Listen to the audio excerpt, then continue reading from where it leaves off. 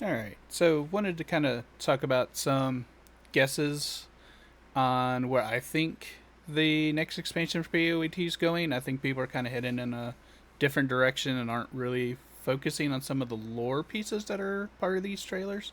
Because this last trailer we got, the Colmec teaser, really had a lot of hidden things. We're going to watch it real quick, and I'm going to explain where a lot of people are going and why I think it's a different direction.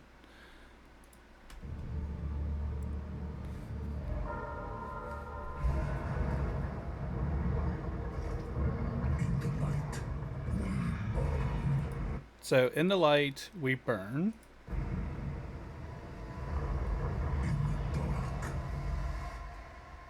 in the dark, we thrive. In the dark, we thrive. So naturally, everybody's going straight for Abyss. You know, they're underground. They, travels to pits open up. They flood out from underground. They're happy living stuff. They get out into the light. They burn. I thinking though the bigger piece of this whole trailer, almost thinking that's almost a throw you off aspect. Now, the devs could just be doing this in a bipolar aspect, and we're gonna get both, and we're gonna have two kind of mechanics coming, which would be great. But we're gonna go through some more lore, and I'll explain why I think we're getting at least one for sure, maybe two. So, if you look at the title, it's the Colmec teaser. Well, where have we heard or seen or know where that comes from?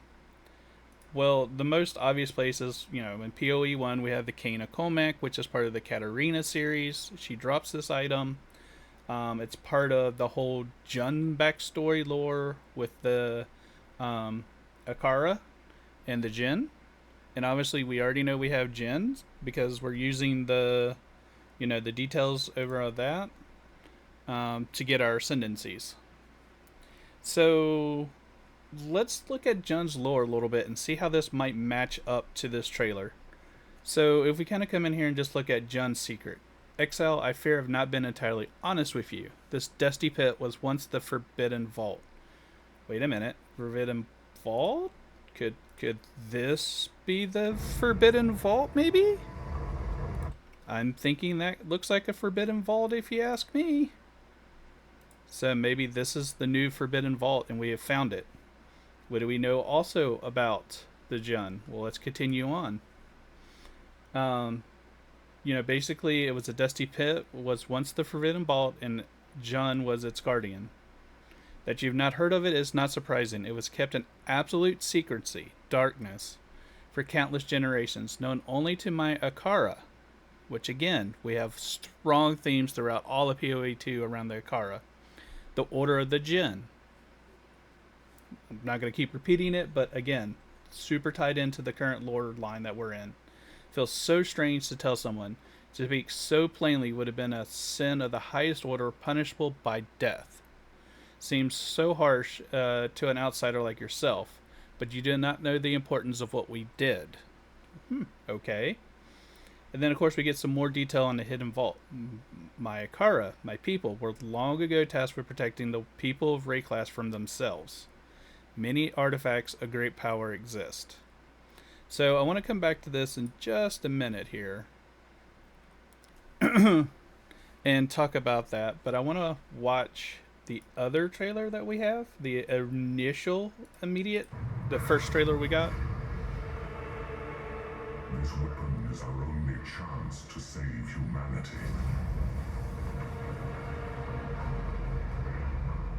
We must invoke the third edict.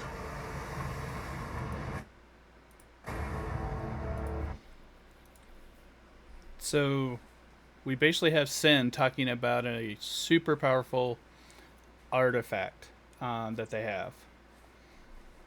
That he's looking to, evoke this artifact. So now we have a super powerful artifact. We have Sin talking about invoking an artifact that has to be, an extremely powerful weapon. Um, so going on with the Hidden Vault, you have come across some such in your travels, but there are some artifacts whose power is so great that you need to put the world in jeopardy. Again, Sin saying this is the only way to save the world, there's artifacts that could put the world in jeopardy. Artifacts like the horns of the Kulmak. We, the Order of the Jinn, existed to keep such power sealed away in secret.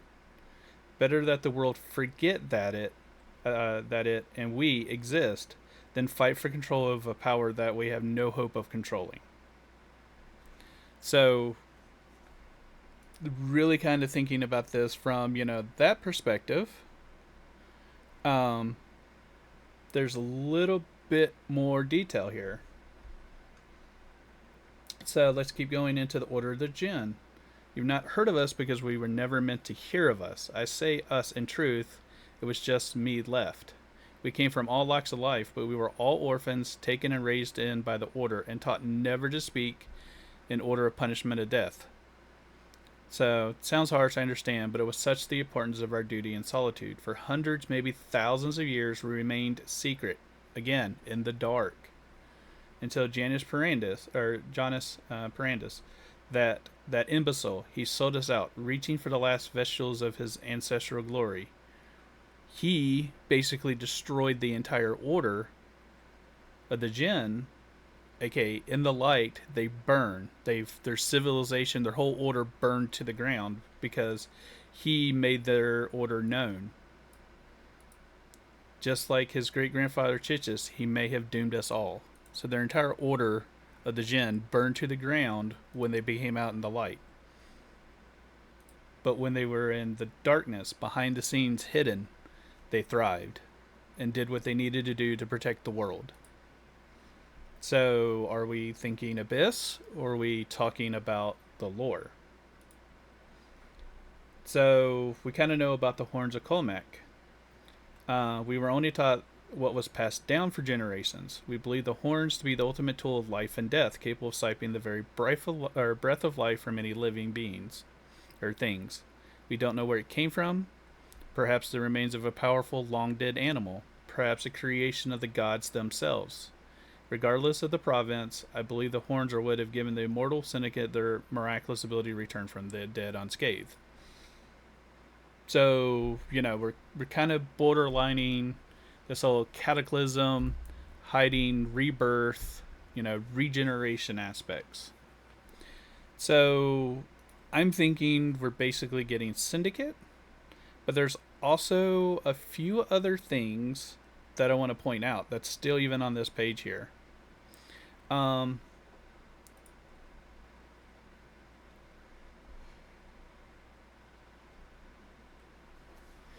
Down here in this section, Zaina. There's a dialogue removed, of course, when they removed Zaina.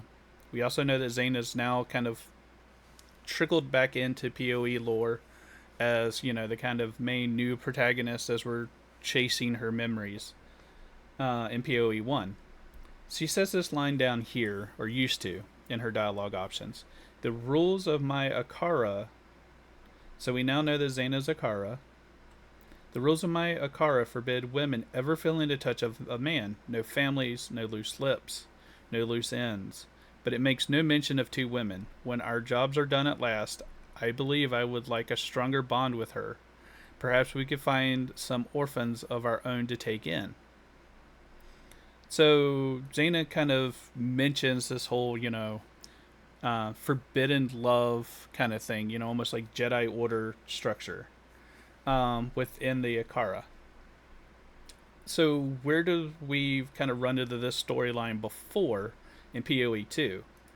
Well, if we look over here at the quest line for Tradition's Toll, this is where you're in Act 2 and you go out to the desert and there's the Roa, and then you have to find the dead corpse. Basically, Sabrine asks you to go out and, find a corpse. So, and the big keys to those pieces is once you find the letter from the corpse and you bring it back, if you give it to, or you talk to Asala, she basically, why would you show me this, you fool? This folly is only harmless because there's no names. Otherwise, she'd have to do unhappy duties, meaning she would have to kill anybody whose name was on that list or that love letter. So each one of them, every one of my deck stars. That's why I say get this out of my sight. If you show Zarka, she basically says, "Hey, I'll just feign dementia that I ever even saw this. I suggest you dispose, given it someone who cannot read it." And then speaking to Chamberin, she basically says, "You found a letter. For the sake, don't speak of its contents. I will burn it, and then when I have the opportunity, I intend to return to the location of Laluma's body, a stone perhaps once inconspicuous. Others will not know, but I will. She will be remembered." So this highly suggests that they were potentially lovers, or in love with each other. Which, as we find out from the Xena line here, potentially forbidden. We know the Dekashar are completely against it. But this now leads us, an NPC, Chambrin, to guide us through exploring the vault. Because she could be, a Kara and, a tradition, and sends us on our way to, you know, figure out how to find the Forbidden Vault, which Sin needs us to do in order to find the Third Edict, an extremely powerful and hidden artifact that's been protected by the Akara, aka the Order of the Jinn, for centuries. We also have the Jinn Ghost, which could elaborate onto potentially another quest line and structure. So we have two key lores, three key lore people that already exist in the game that have a lot of the lore that we've been backtracing. I mean, if you look at all the lore that we're getting right now, we're going over the history of of Doriani, how the beast origins in PoE 1, and how Queen Adziri, when we do our flashback in Act 3, basically to the past, how her meeting with the beast set off the cataclysm, those type of different things like that. So we're learning all this kind of lore pieces and histories of the world as it exists before PoE 1 and how it impacts us in our current state and the future in PoE 2 when we're past the PoE 1 timeframes. So the lore and the NPCs tie in super strong for this to actually be a Syndicate league. Now, do I think that we're going to get just straight Syndicate? No. As it exists in PoE 1? No. What I see is we're going to probably have a season where we're working with a hidden organization. We need to figure the vault. The Akari, or the Order of the Jinn, could have reestablished itself. We don't know what Jun does after the PoE 1 time frame. She might have re-established the Order of the Jinn.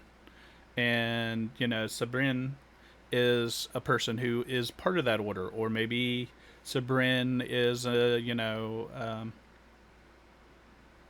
generation or two after Jun. We know the time frame's not too far in some cases because we still have some people, that existed in the PO1 time frame. So it could just be that she's picking the torch up along with Jun, and Jun's actually still there, and Jun makes a reappearance in more detail in the storyline as we kind of progress. Especially since Jun has killed Katarina and possibly have regathered the horns of, from Katarina. So the horns of Kolamak. So I'm thinking that's where this is going to go. What I think we'll have is a hidden organization. They might not be a syndicate crime organization, this kind of point where they're trying to, build a whole army and take over things and smuggle and, all this kind of stuff. But still, secret society. They could put in new people, which could introduce more, combat options, things like that. More things to do.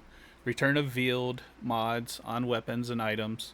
Kind of following what they did in PO1 this expansion, where they done away with having to take things to Jun because it was just a pain. You just right click or identify the item and basically you can select that Veiled mod. Was that part of the mechanics for PoE 2? Since they kind of share the core engine and they just turn it on in PoE 2, you get item drops now from certain locations or monsters that have Veiled mods. Most certainly easy to do. Veil orbs from the Forbidden Vault as we go through it.